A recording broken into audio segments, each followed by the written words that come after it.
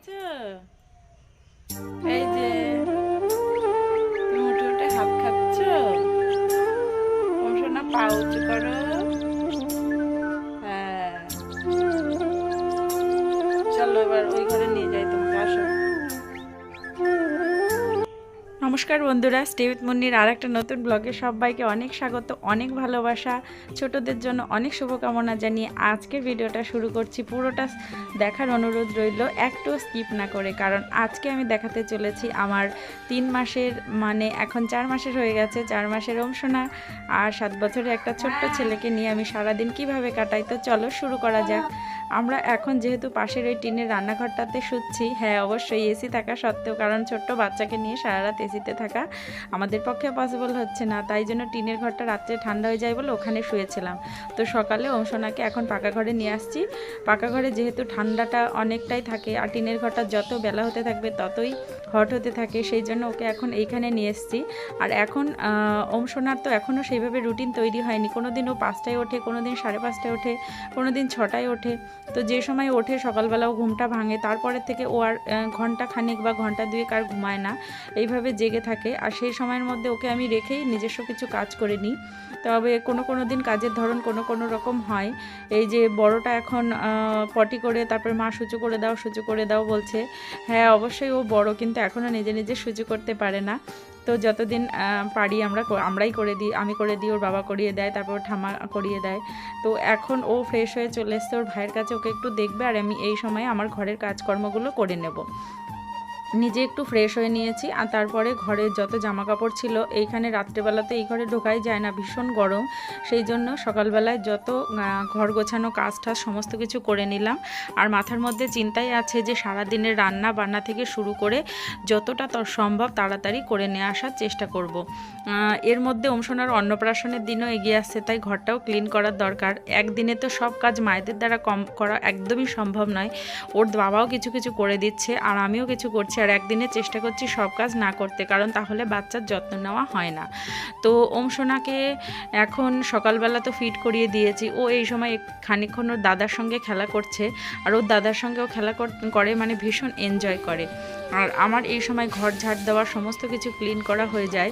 আসলে যেহেতু এখনও মানে ছুটিতে আছি, সেই জন্য মাঝে মাঝে চিন্তা করছি সত্যি যে এখন এত তাড়াহুড়ো করে কাজ করতে পারছি না, আর যখন আর কি স্কুল শুরু হয়ে যাবে তখন না জানি কত তাড়াহুড়ো করে কাজ করতে হবে। তবে আমি তো অভ্যস্তই আছি, কারণ আমি একটা ছেলেকে অলরেডি আগেই মানুষ করেছি এই পদ্ধতিতেই।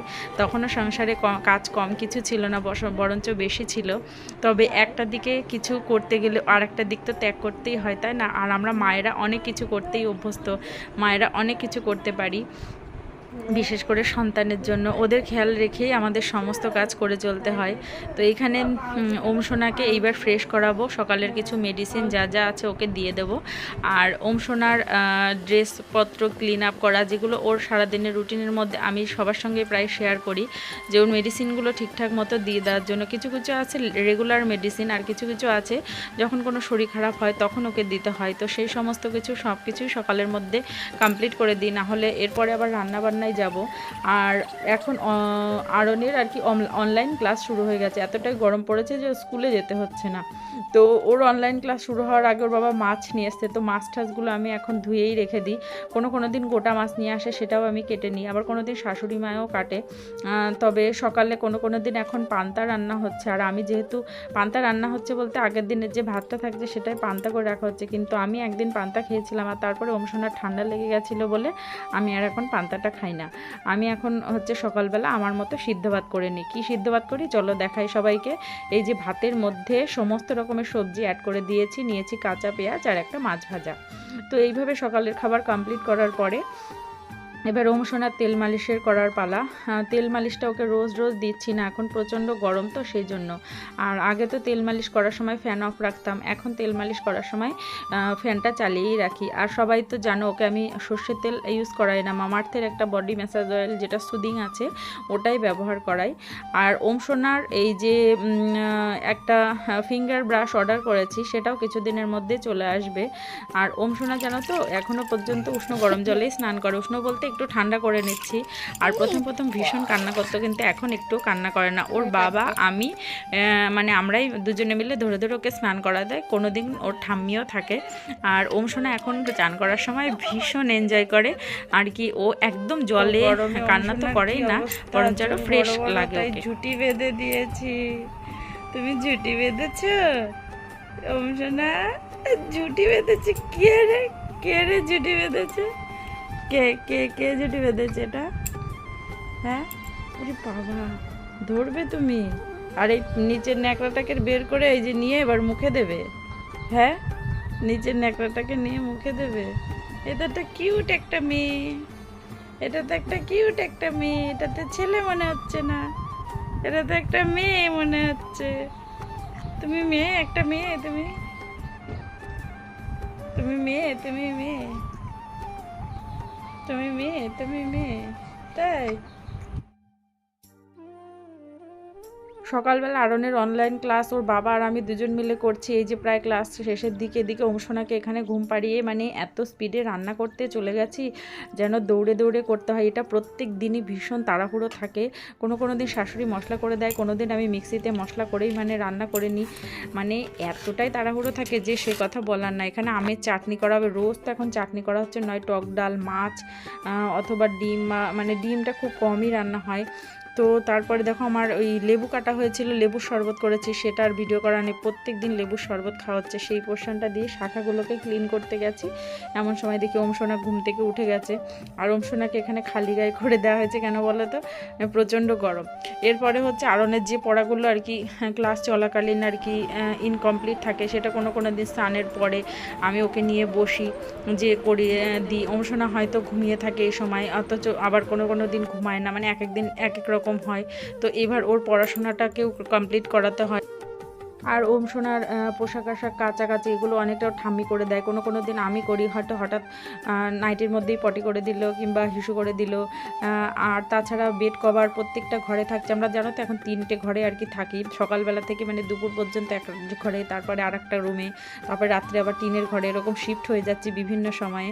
তো সেই সময়ে সেই সমস্ত ঘরের বেড কভার থেকে শুরু করে সমস্ত কিছুই প্রায় প্রতিদিনই কাছাকাছি হচ্ছে। আর আরনের আজকে স্কিন কেয়ার করব। ওর ঘাড়ে আর মুখটা মানে এতটাই পরিমাণে কালচে, মানে ছোপ পড়ে গেছে আর ভীষণ ট্যান পড়ে গেছে, কদিন স্কুলে গেছে তাই। তো আজকে ওকে একটা বেসনের আমি একটা ফেসিয়াল করিয়ে দিচ্ছি। এটা বাচ্চাদের মানে করা যায়। আর এটা হচ্ছে কাঁচা দুধ, একটু কাঁচা হলুদ, একটু নারকেল তেল তার মধ্যে দিয়ে, আর এখানে আমি একটুখানি মুলতানি মাটি নিয়েছিলাম, আর দিয়ে ওকে একটু ভালো করে রাগ করে ধুয়ে দিয়েছি। সপ্তাহে এটা যদি 2 দিন করা যায় তাহলেও ভীষণ উপকার। আর এছাড়া বাচ্চাদের আরও অনেক রকম আর কি ফেসিয়াল করা যায়, যেটা স্কিনের জন্য বাচ্চাদের ভালো। তো সেরকম কিছু দেখতে হলে অবশ্যই আমার চ্যানেলের সঙ্গে থেকেও, আমি মাঝে মাঝে এগুলো করব। আর ওকে যখন এটা করে দিয়েছি খানিকটা আমিও স্কিন কেয়ার করে নিয়েছি। আমি আগেও একটা ভিডিওতে দেখিয়েছিলাম, সেদিন একটু স্কিন কেয়ার করছিলাম, সেদিনে আরও প্রোডাক্টগুলো অন্য ছিল। আর আজকে ওকে যেহেতু দেবো, বাচ্চা মানুষ সেই জন্য খুব বেশি জিনিস কিছু দিইনি। তো এইখানে সোনাকে কীভাবে ওষুধটা খাওয়ায় সেটা দেখাই একটু। ব্রেস্ট মিল্কের সঙ্গে একটুখানি ওষুধ মিশিয়ে আর কি ওকে এইভাবে খাইয়ে দিই ডাইরেক্ট আর কি। যে কোনো হোমিওপ্যাথি মেডিসিন ও দিলে আর কি বাচ্চাদের গলায় একটু অসুবিধা হয় সেই জন্য।